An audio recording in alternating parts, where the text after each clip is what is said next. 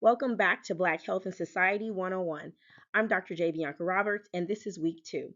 Last week, we discussed how social determinants of health, where we work, live, play, and age, contribute to health disparities in the Black community, and called out that political determinants of health were the drivers or the causes of social determinants of health. This week, we are focusing on the housing policies that have caused health disparities in the Black community. Many of us are familiar with the Jim Crow laws of the South and have grown up believing that since slavery was so long ago, members of the Black community should just learn how to pick themselves up, work hard, and they too will be able to reach the American dream.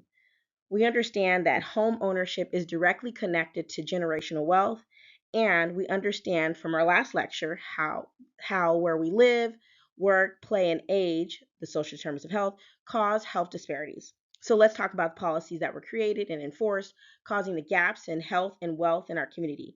Here's an overview of the lecture today. We will talk about redlining, racially restrictive covenants, the Highway Act of 1956, the downstream effect of these policies on Black health, and end with some examples. Redlining is the discriminatory practice of denying services, such as credit, loans, or insurance, to residents of certain areas based on their race and ethnicity. If you've never heard of this book, The Color of Law by Richard Rothstein, I highly recommend it. It outlines the history of redlining and racial covenants in America. Redlining policies in America go way back to the times following the Great Depression. During the Great Depression, many Americans were out of work and were at risk of foreclosure on their homes. Franklin D. Roosevelt put several programs into place to stimulate the economy and offer home buying aid for white Americans.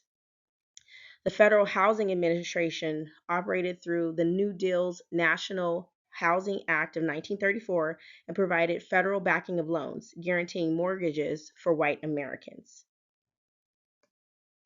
The FHA created a manual which explicitly stated that it was too risky to make mortgage loans in predominantly Black areas.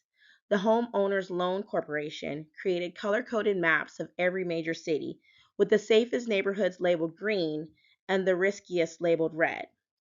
A neighborhood earned a red color if a Black person lived in it, even if it was a solid middle class neighborhood of single family homes. FHA required to do appraisals on every property to make sure that it was low risk. Because the FHA appraisal standards included a right only requirement, racial segregation became an official requirement of the Federal Mortgage Insurance Program. I think many people think segregation was like only a thing of the South. However, this photo maps out the redlining that occurred in Oakland, California. And this was common because it was in every major city. And it had a lasting impact.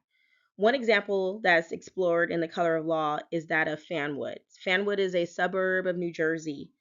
And in 1941, a real estate agent tried to sell homes to credit-worthy black families. Actually, tried to sell to 12 families. The agent tried to work with several banks, all who stated they would only approve if the buyers could obtain an FHA approval. Which obviously, being that they were black, they didn't qualify for this. And today, Fanwood's population remains predominantly white, 73% white versus 5% black. We talked about FHA loans not being approved for Black families who are creditworthy and wanting to move into the developing suburbs. But what about VA loans? Well, in 1944, a GI Bill was approved offering veterans that were returning from World War II free college and home loans without the need for a down payment. But these benefits were largely not accessible to Black veterans who often lived in states where they couldn't be admitted into the main university systems because of segregation and racism, or they couldn't live in the developing suburbs. Also, after World War II, the VA started to guarantee mortgages as well, just like the FHA. The VA adopted the FHA policies and used their appraisers. Together, the VA and the FHA were funding half of all new mortgages in the 1950s. The VA also subsidized several housing developments like the Sunkist Garden development in southeast Los Angeles, but these were for white veterans only. Racially restrictive covenants served as another barrier to home ownership for Black Americans. They are private agreements that prohibited people of color from buying or living in certain neighborhoods. And essentially, it was the language in the deeds on who can or cannot purchase, lease, or occupy a unit. This photo shows some of the actual language that we can see in racially restrictive covenants, and many of the language still exists in certain communities that are historically redlined. And you can see specifically it says that this property shall never be leased, sold, or devised, conveyed, or inherited to be otherwise acquired by or become property of any person other than the Caucasian race. Local governance enforce these covenants.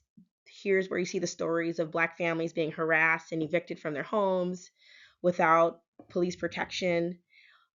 Black families endured so much property damage, cross burning in their yards, physical harm when they did purchase or rent homes in these areas. And covenants were held up at the level of the Supreme Court in many states, including California. Although the Supreme Court ruled the covenants unenforceable in 1948, and although the passage of the 1968 Fair Housing Act outlawed them, the hurtful and offensive language still does exist in many deeds. To add to the challenges of buying a home in a white suburb, there are many instances where thriving Black neighborhoods were destroyed by government projects. With the approval of the Federal Housing Act in 1949, local governments were provided money to redevelop neighborhoods that they deemed as unlivable conditions.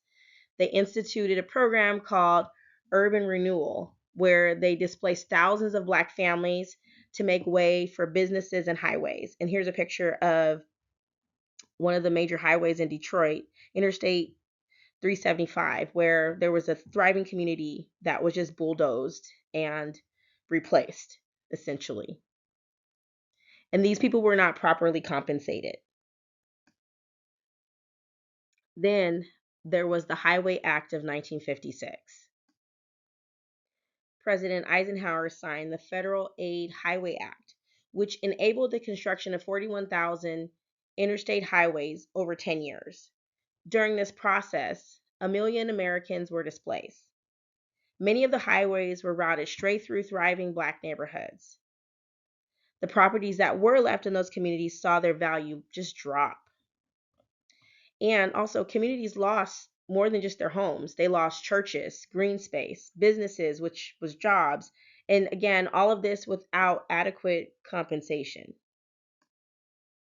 Well, how does this impact our health? Over the course of time, redlined or racially zoned areas have become a commonplace for industrial waste. Our local and federal policies have approved plans to direct waste into many of these communities. Many times, this has been unknown to the members of the community, and sometimes it's approved despite the protests of the community.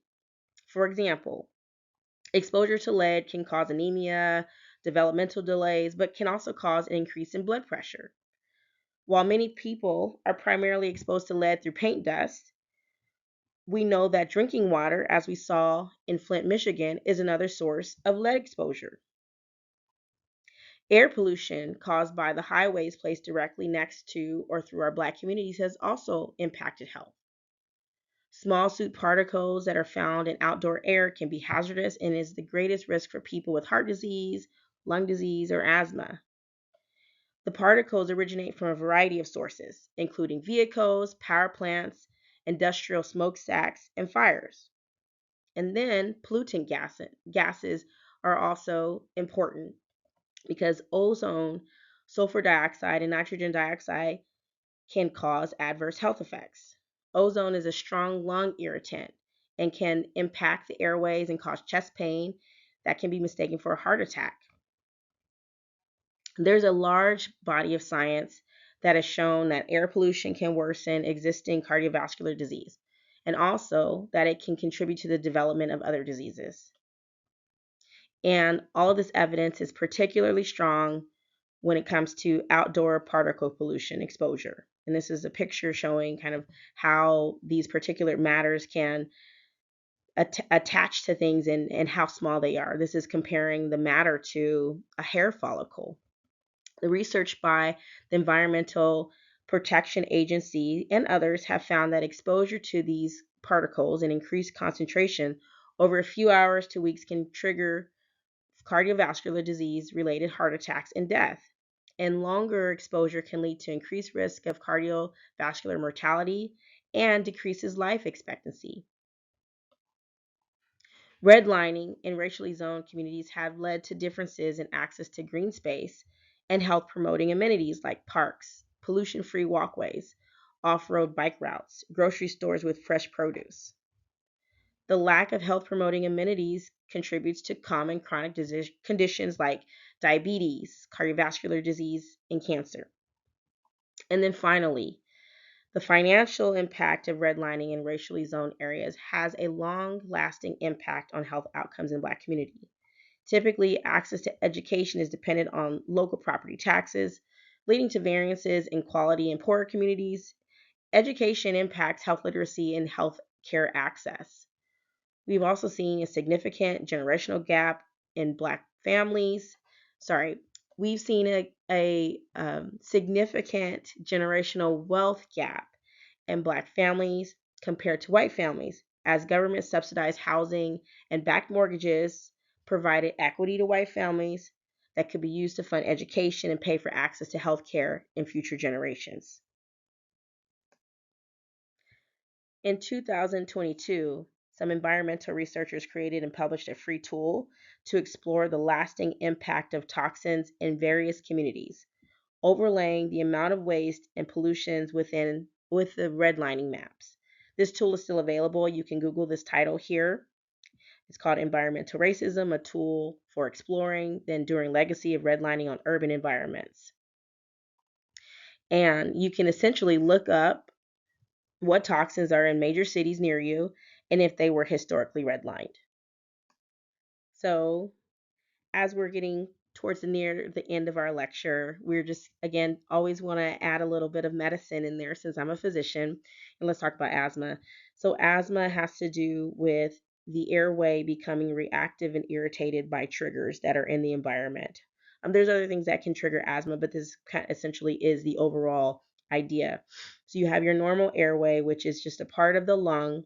And if you think about our airway being like a water hose, the water flows freely through when the airway is relaxed and there's nothing clogging it.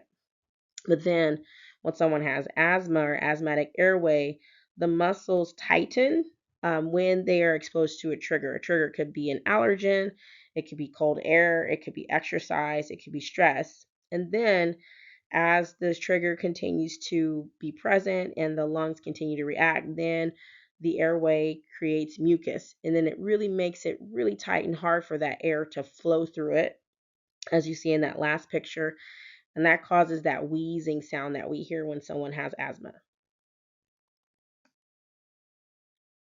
We can directly connect asthma disparities to social determinants of health and connect that to the political determinants of health that we discussed today.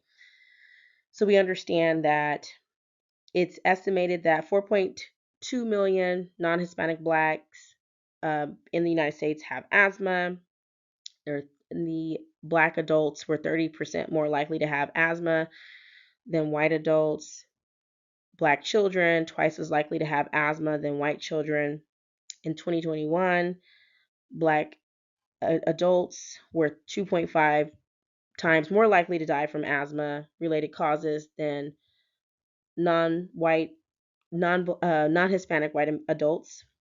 And in 2021, asthma mortality rate for Black children was 8 times higher than that of white children. In 2020, Black children were almost 5 times more likely to be admitted to the hospital for asthma than white children.